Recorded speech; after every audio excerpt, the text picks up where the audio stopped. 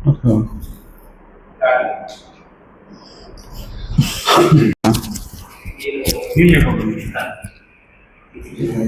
నిమిషాలు వచ్చిందా మోహన్? గెస్సింగ్ ఊరికే. ఈ రాష్ట్రంలో రాజ్యాంగ పదవుల్లో ఉండే వ్యక్తులు వాళ్ళ భాష, వాళ్ళ సంస్కృతి, వాళ్ళ సంస్కరణ అన్నీ మరిచి రాజ్యాంగ పదవులు ఉండే నాయకులు మాట్లాడుతున్నారు. ఆ విషయం ఎందుకు చెప్తున్నానంటే, ఈ ఆంధ్ర రాష్ట్ర ఉప ముఖ్యమంత్రి అయిన ప్యాకేజ్ స్టార్ పవన్ కళ్యాణ్ గారు ఈ 2 రోజుల క్రితము వైఎస్ఆర్ కాంగ్రెస్ పార్టీ నాయకుల గురించి ఆయన నోటికొచ్చినట్టు మాట్లాడినారు. ఆయన మాట్లాడే భాష ఏ భాషనో ఆయనకే తెలియాలి. బహుశా రాజ్యాంగంలోనే రెడ్ బుక్ రాజ్యాంగంలో ఉండే భాష అనుకుంటాను అదంతా. గతంలో కూడా ఆయన పబ్లిక్ మీటింగ్లో వైఎస్ఆర్ కాంగ్రెస్ పార్టీకి చెందిన ఎమ్మెల్యేలని వాడు వీడు అని చెప్పు చూపిస్తే కూడా ఆ రోజు మా ముఖ్యమంత్రి జగన్మోహన్ రెడ్డి గారు మంచితనమే ఆయన కాపాడింది.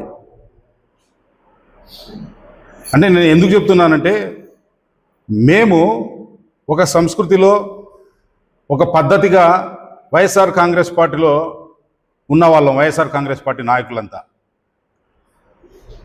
ఆ పవన్ కళ్యాణ్ గారు 2 రోజుల ముందు ఆయన మాట్లాడిన భాష వైసీపీ గుండాలారా, అంటే వైసీపీలో ఉండే వాళ్ళంతా గుండాలే ఆయన దృష్టిలో, తొక్కిబట్టి నారా తీస్తా అంటే ఆయన నార తీస్తానంటే తీపించుకోవడానికి ఇక్కడ ఎవరు రెడీగా లేరు. పవన్ కళ్యాణ్ గారు, మీరు చెప్పినంత మాత్రాన వైఎస్ఆర్ కాంగ్రెస్ పార్టీలో గుండాలు లేరు, మీరు తొక్కుబట్టి నార తీస్తామంటే తీపించుకునేదానికి కూడా రెడీగా లేరు. అదే మాట మేము కూడా రివర్సల్ చెప్పచ్చు, జనసేన నాయకులారా మేము కూడా ఏదైనా చేస్తామని. కానీ మాకు మా పార్టీ అధ్యక్షులు మాకు కొన్ని నేర్పించినారు, నియమాలు నిబంధనలు మాకు నేర్పించినారు, మాకు అవన్నీ అడ్డొస్తాయి. ఇదంతా ఎట్లుందంటే, రాష్ట్రంలో ఏదైనా సంఘటన జరిగినప్పుడు ఆ సంఘటనను డైవర్ట్ చేయాలని చెప్పి ఉద్దేశంగా చంద్రబాబు నాయుడు గారు ఇచ్చిన స్క్రిప్ట్ని ఆయన తెచ్చి ప్రజల ముందు చదువుతారు. ఆ డైవర్షన్ రాజకీయాల్లోనే పవన్ కళ్యాణ్ గారి రాజకీయ జీవితం అంతా కొనసాగుతుంది. ఏ రోజు కూడా మీరు సింగిల్గా ఈ రాష్ట్రంలో పోటీ చేసినది లేదు, చేసినా 2 చోట్ల చేసినా గెలిచింది లేదు. లాస్ట్కు చంద్రబాబు నాయుడు పుణ్యాన, తెలుగుదేశం నాయకుల పుణ్యాన గెలిచినారు బాగానే ఉంది.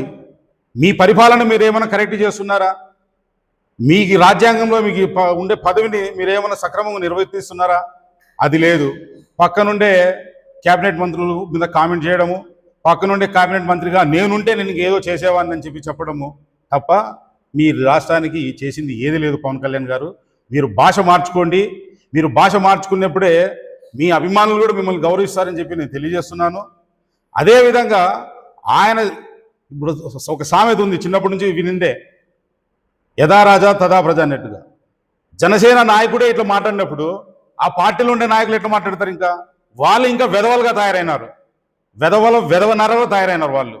ఆ మాట ఎందుకంటున్నానంటే, ఏదో ఒక్కసారి ఆ తెలుగుదేశం పుణ్యాన గెలిచిన పంతం నానాజీ, కాకినాడ రూరల్ ఎమ్మెల్యే, ఆయన ఒక ముఖ్యమంత్రి, మాజీ ముఖ్యమంత్రికి ఎంపీగా పనిచేసిన జగన్మోహన్ రెడ్డి గారి గురించి మాట్లాడతాడు.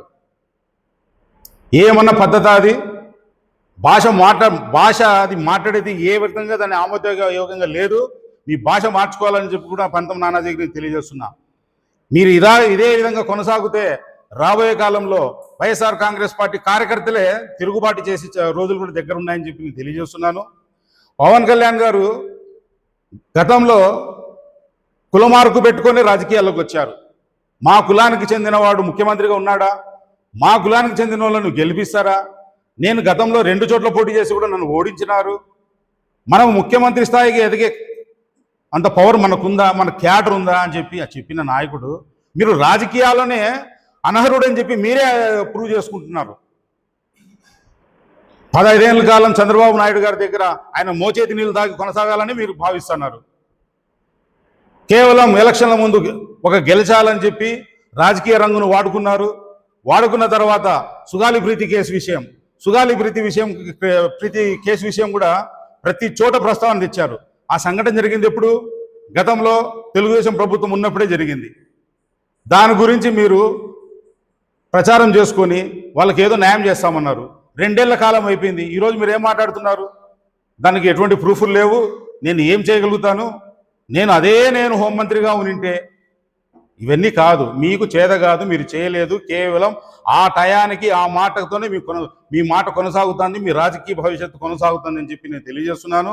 అదేవిధంగా గుర్తుపెట్టుకోండి, ఇది సినిమా కాదు. పవన్ కళ్యాణ్ గారు సినిమా డైలాగుల మాదిరి సీజ్ ద షిప్ అన్నారు. షిప్పు ఆగలేదు, బియ్యము ఆగలేదు. అది కూడా చంద్రబాబు ఇచ్చిన డైరెక్షన్లోనే మీకు డైలాగ్ తప్ప. ఆ షిప్ ఆగాలంటే ఎవరు చెప్తే అవుతుంది తెలుసా? చంద్రబాబు నాయుడు గారు చెప్తేనే షిప్ అవుతుంది. బికాస్ ఆఫ్ మీరు ప్యాకేజ్ స్టార్ కాబట్టి మీకు రాజ్యాంగం ఇచ్చిన పదవిని గౌరవంగా మీరు ఆ పదవిలో ఉండి రెస్పెక్టబుల్ వర్డ్స్ వాడాలని చెప్పి కూడా నేను తెలియజేస్తూ, వైఎస్ఆర్ కాంగ్రెస్ పార్టీ గురించి మరోసారి ఇటువంటి మాటలు మాట్లాడితే ఖచ్చితంగా తిరుగుబాటు వస్తుంది, జరుగుతుందని చెప్పి మీకు హెచ్చరిస్తున్నాను. Thank you.